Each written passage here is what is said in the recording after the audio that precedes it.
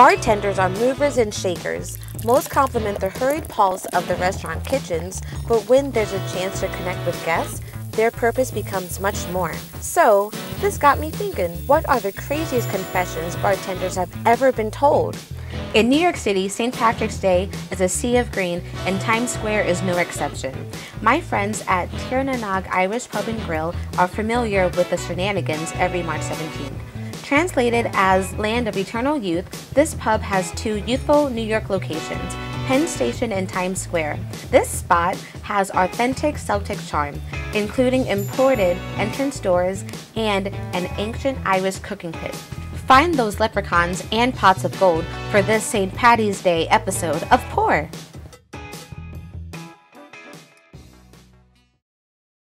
Happy St. Patrick's Day. We're here in Times Square at the Tirnanog Irish Pub and Grill, where we'll meet Shane, who will share his unbelievable stories from behind the bar. Cheers. Well, Shane, it's St. Patrick's Day, so happy St. Patrick. Thank you. Cheers. Same to you. Thank you. And I know that the drinking culture in Ireland specifically compared to the US is pretty different.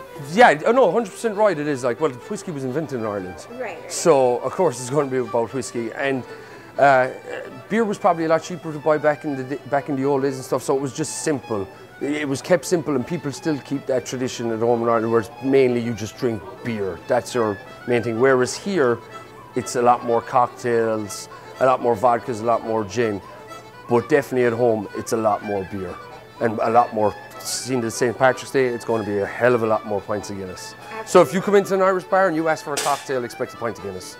It's just what we do better than anyone else. I think that's great. Yeah. So speaking of a pint of Guinness, can I have your traditional cocktail? Yeah, no problem. 1 pint of Guinness? Yes, please. Yeah. It's a 2-part pour to Guinness. You always use a Guinness glass. Has to be a Guinness glass because it's not right in any other glass. So you tilt it at a 45-degree angle, and usually in the Guinness glass there's a harp. You want to fill it halfway up the harp. So then you let it sit for about 90 seconds. You top it off, but usually you pull the tap down on most beers. When you're topping off a Guinness, you push it back. So it gases it a little bit and you get a nice creamy big head in it. And you always want the head of the Guinness to go a tiny bit over the top of the glass. It's called doming it. So it's like a little dome on top of the Guinness glass. So Shane, I'm sure that St. Patrick's Day here is completely different than in Ireland. So can you tell me some things of how they're different? Well, for one, here in New York, it's a lot bigger. It's more kind of a family time at home in Ireland, but here in New York, it's just all about going out and getting drunk. It really That's is. basically all it is, an excuse to lay off work early, go out with your friends and get hammered.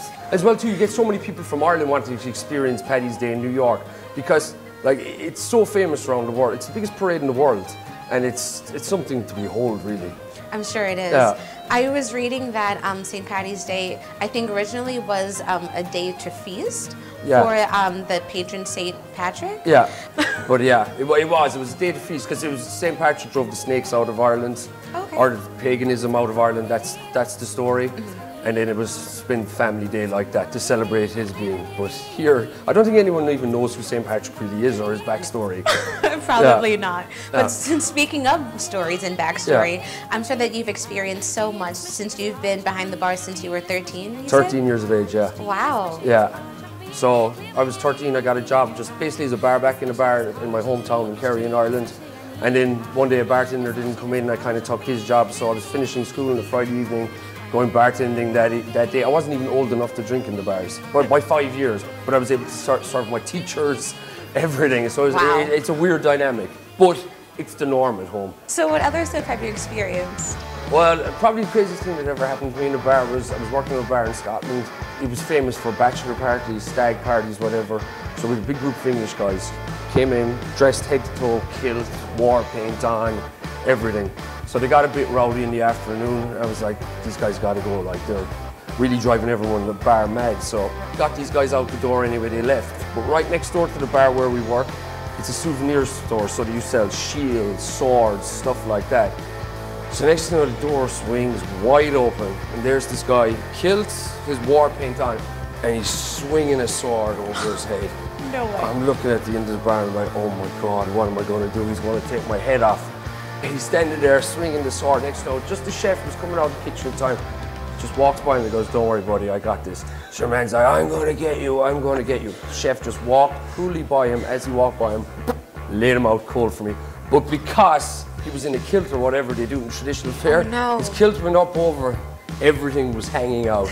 The whole bar went from shock to a state of eruption and laughter in the space of 2 minutes. So yeah, that was probably definitely one of the craziest things that's ever happened to me in the bar. Talk about memorable. Yeah, it was. I was only about 19, 20 at the time, so like, I was scared when I saw him with that over his head, but it just, within the space of 30 seconds, it escalated into an hilarious story. A lot of weird things happen, like when you work in a bar. Like one time this guy came in, he was waiting on a bus. He was over on the east side and comes in anyway, and I'll never forget it, he had 2 Bacardis and Coke. So charged him, I don't know what it was, $12, $14 say. And he pulls money out of his pocket and he's like, "Shit, that's all I have, man. I can't actually leave you a tip." So I was like, "Oh, look, don't worry about it, it happens." So he turns around, he had a bag behind him, and he pulls out a snowboard. And he's like, "Look, man, I'm sorry, I can't leave nothing."